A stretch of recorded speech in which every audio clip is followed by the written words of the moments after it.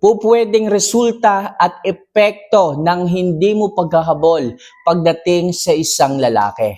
Oo mga kamamay, kaya lagi ko sinasabi sa inyo ang golden rule na to, na huwag kang maghahabol sa isang lalaki sapagkat napakarami ng pupwedeng maging magandang resulta nito pagdating sa inyo. Okay? Kasi kung hindi ka maghahabol sa isang lalaki, ang isang lalaki ngayon ang hahabol sa inyo. Bakit? Ito nga mga kamamay ang dahilan kung bakit hindi nyo kailangang maghabol sa isang lalaki. So mga kamamay, bago po natin simulan ang mga bagay na to, ang mga tips na to, isa lang ang hinihiling ko, if ever na gusto mo yung ganitong klase ng love advice na po pwedeng makatulong sa inyong buhay pag-ibig, huwag nyo sana kalimutan na pindutin ang subscribe button, notification bell, and i-like mo na rin ang video ito para sa mas marami pang love advice na maaari kong ibahagi sa inyo. Kung napindot nyo na po yan mga kamamay, maraming salamat at simulan na po natin ang topic natin ngayong araw na ito. So ano nga ba yung po pwedeng maging resulta at epekto ng hindi mo paghahabol sa isang lalaki pagdating sa iyong sarili? So number 1, sobra kanyang mamimiss. Oo mga kamamay, ito kaagad ang po pwedeng mangyari at maging resulta sa isang lalaki kung hindi ka maghahabol. Yung dating paghahabol mo sa kanya, kung dati lagi ka na lamang nagmamakaawa, nagpi-please, lumuluhod ka pa, umiiyak ka pa. Lahat na sinabi at ginawa mo sa kanya, huwag ka lamang iwan. Pues, kung hindi mo yan gagawin ngayon at hindi ka maghahabol, sigurado ako, maninibago yan, mag-aalala yan, mag-iisip yan, magwa-wonder yan, at magtataka yan kung bakit hindi mo na ginagawa yung mga bagay na yan sa kanya. Anong nangyari? Anong nabago? Bakit hindi ka na naghahabol? Ganyan ang maiisip ng isang lalaki. Kaya sobra kanyang mamimiss. Mamimiss niya dati yung pag-iyak mo. Mamimiss niya dati yung pagmamakaawa mo. Namimiss siya ng isang lalaki. Kasi wala nang humahabol sa kanya, wala nang lumuluhod sa kanya, wala nang nag-aaksaya ng oras sa kanya.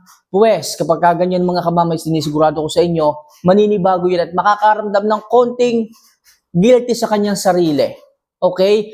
Marirealize niya na dapat pala hindi niya ginawa yon. Dapat pala hindi na siya nagmatigas. Kaya ngayon, mamimiss ka ng isang lalaki, hahanapin ka ng isang lalaki, at maiisip ka niya. Kaya paglipas ng panahon, ng ilang buwan, i-message ka niya. Sapagkat biglang nabago Biglang nagbago, biglang hindi ka na kagaya ng dati. Kaya siya naman ngayon ang maghahabol sa iyo. Siya ngayon ang makakamiss sa iyo. At magtataka ka na lang isang araw, isang umaga, o isang tanghali, o isang gabi, bigla na lang siya magme-message sa iyo dahil sa nami-miss ka na niya. Yan yung isang resulta mga kamamay ng hindi mo paghahabol sa isang lalaki. Diba? Sulit. So number 2, ikukumpara ka niya sa bago niya. Oo mga kamamay, kung hindi ka na nga naghahabol sa kanya, at sa tingin mo, naghanap na siya ng iba, ano yung magiging resulta sa kanya? Okay, anong magiging resulta sa isang lalaki? Ngayon, kung nagkaroon siya ng bago, at yung bago niya masyadong bungangera, masyadong mainitin ang ulo, lagi silang nag-aaway, lagi silang nagpapataasan ng ihi, masyadong mataas ang pride, hindi maiiwasan na ikumpara ka ng isang lalaki sa bago niya. Lagi niya sasabihin doon sa kanyang bago, buti pa yun si X, buti pa si X ganito, mabait. Dahil nga sa hindi ka naghahabol, hindi ka laging pumapatol sa kanya tuwing nag-aaway kayo, marami ang pupwedeng isumbat ng isang lalaki sa kanyang bago. At ngayon, pagka palagi silang nag-aaway, lagi kanyang maiisip, buti ka pa daw, buti pa daw yung ex niya. Lagi kanyang maiisip at manghihinayang siya mga kamamay na iniwan kanya sapagkat yung bago niya ay hindi mo kagaya. Hindi mo kagayang high value, hindi mo kagayang hindi ganun kahigpit. Okay, kung ang bago niyang nakilala, lagi siyang pinaghihigpitan, hindi siya makalabas. Kung gusto mang lumabas, laging kasama yung kanyang partner. So, lagi kanyang maaalala at hindi maiiwasan na ikumpara ka sa bago niya. At ang lamang lang naman ng bago niya, masyadong malandi. Kaya mga kamamay, sinasabi ko palagi sa inyo, so hindi masama na paminsan-minsan, landiin nyo rin ang mga partner ninyo. Painitin nyo rin ang mga partner nyo, ang mga jowa nyo, sapagkat isa yung sangkap mga kamamay sa isang matibay na pag-iibigan, sa isang matibay na relasyon, sa isang matibay na samahan. Kaya sinasabi ko palagi, magjowa na kayo, magpartner na kayo, asawa nyo na yan. Sino pang lalambing sa mga yan? Sino pang lalandi sa mga yan? Kaya simulan nyo na mga kamamay, kung nagkukulang man kayo sa landi, landiin nyo na yan. Okay? So next, biglang lalagpak ang pride niya sa'yo. Oo mga kamamay. Hindi tataas at hindi masyadong magiging mataas sa kanyang sarili ang isang lalaki kapag ka hindi ka naghahabol, kapag ka hindi ka na nagmamakaawa sa kanya, kapag ka hindi ka na umiiyak sa kanya sa tuwing nag-aaway kayo. Ang isang lalaki naman ang maghahabol sa iyo kung ipinapakita mo sa kanya na hindi ka apektado sa kanyang paniniis sa iyo.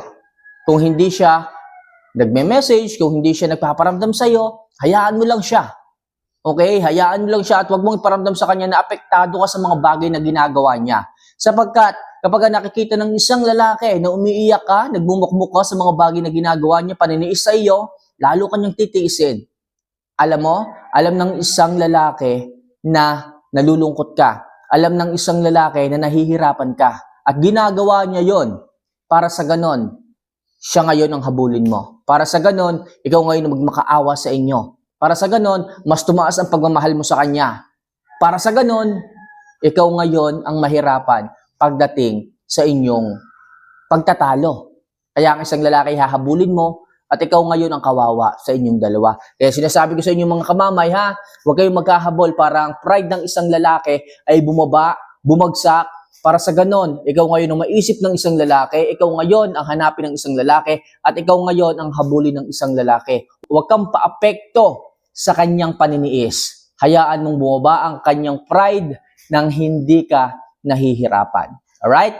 So next, muling babalik ang effort niya sa iyo. Yes, mga kamamay, muli siyang babalik, muling magpaparamdam, muling magpapadala ng flowers, ng chocolates, muling manliligaw. Okay? Nandyan na yung yayayain ka sa labas, nandyan na yung ide-date ka, nandyan na yung susunduin ka, lahat ng effort gagawin niya kapag ka hindi ka naghabol. Sapagkat iisipin niya na baka merong ibang tao, ibang lalaki na pumapapil sa kanya. Baka may isang bago kang kaibigan na tipong pinaglalaanan mo ng oras, ng panahon na nagiging masaya ka na. Kung kaya't ang isang lalaki na tinitiis ka ay mag-e-effort muli sa iyo. Sapagkat hindi na niya nakikita at nararamdaman na naghahabol ka sa kanya. Na merong isang kagaya mo na umiiyak sa kanya. Iisipin niya na baka meron ng pinupuntahan.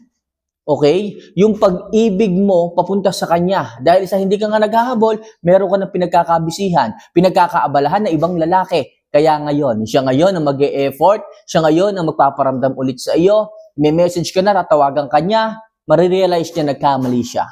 Marirealize niya na dapat hindi pala niya ginawa yung mga bagay na ginawa niya sa iyo. Kaya mas maganda mga kamamay, na wag kayong maghahabol sa isang lalaki upang bumalik at manumbalik yung effort ng isang lalaki pagdating sa inyo. And last, siya naman ang unti-unting maghahabol sa iyo. Yes, exactly, tumpak mismo. Siya naman ang unti-unting maghahabol sa inyo. Oras na hindi niyo siya hinabol, magpaparamdam siya sa iyo. Siya ngayon ang makakaramdam sa kanyang sarili na nag-iisa na lang siya. Siya ngayon ang makakaramdam sa kanyang sarili na sobrang taas ng pride niya. Okay, dahil sa hindi mo nga hinabol, hindi mo nga siya pinapatulan, ngayon, kawawa siya, mag-isa siya ngayon. Okay, na tumatakbo, na wala namang humahabol. Para lang yung aso mga kamamay eh. The more na inaawawang ka ng aso at tumatakbo ka, the more nahahabulin ka talaga niya.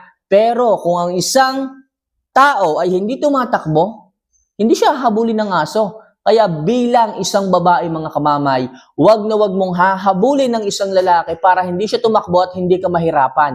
Hayaan mong magpahinga ka, wag kang tumakbo.